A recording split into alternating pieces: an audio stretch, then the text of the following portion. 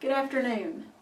My presentation today is about the importance of making a personal connection to history in the classroom and how I might, as an educator, provide my students with the tools and resources to accomplish this. One of the ways that I like to think about this is by answering the questions who, what, when, where, and why. The 5 whys are what journalism students use in reporting on historical subjects. And as historians, aren't we giving this task of reporting in the same way?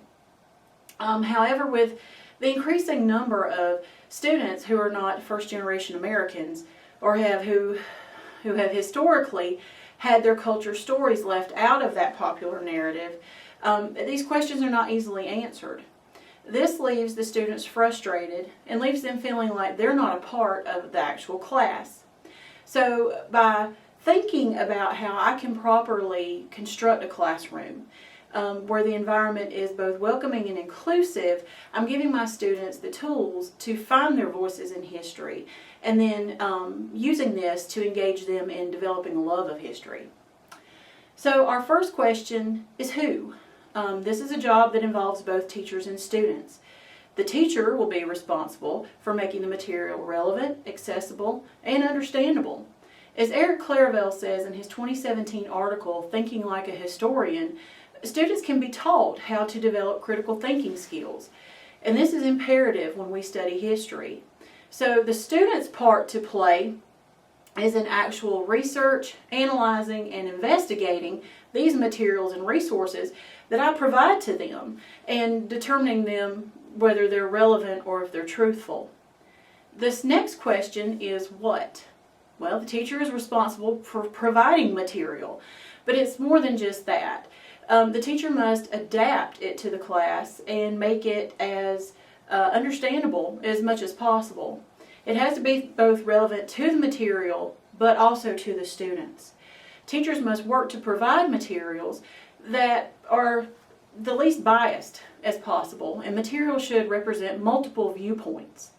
Lastly, this material must be grade level, but also able to be differentiated so that it can be accessed and understood by a variety of learners.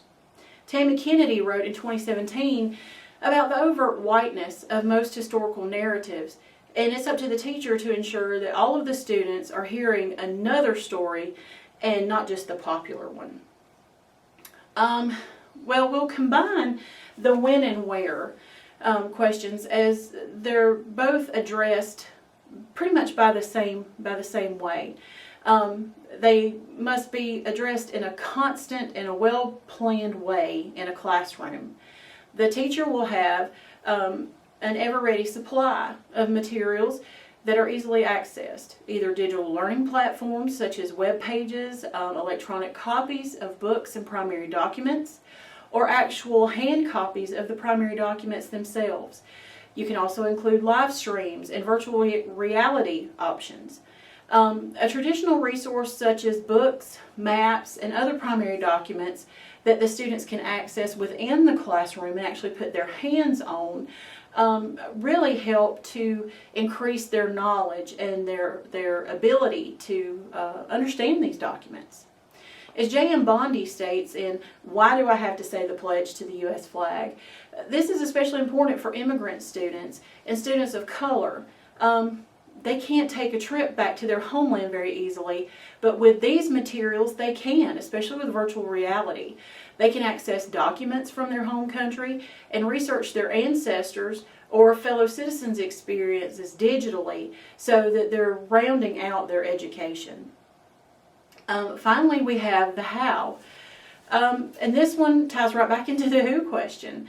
The teacher, by creating a partnership with the student, will provide a platform, a safe, encouraging environment for these students, and that's where learning flourishes.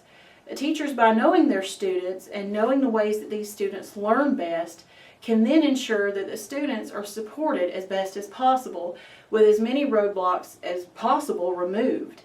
This type of environment grows and encourages lifelong learners. Again, as Eric Clairvell states, students can be taught to critically think. And this is an important thing to do because being able to critically think and being exposed to materials and having the teacher walk them through this process, they learn these skills that they can carry on into other areas of education. And once they've learned these, they can actually take them on into further aspects of their life, not just into education. So in conclusion, teachers play a critical role in providing students with access to material that will enable them to become thinkers and to be able to process these thoughts. But it's past that. We actually encourage them by giving them these tools and these resources to grow as citizens.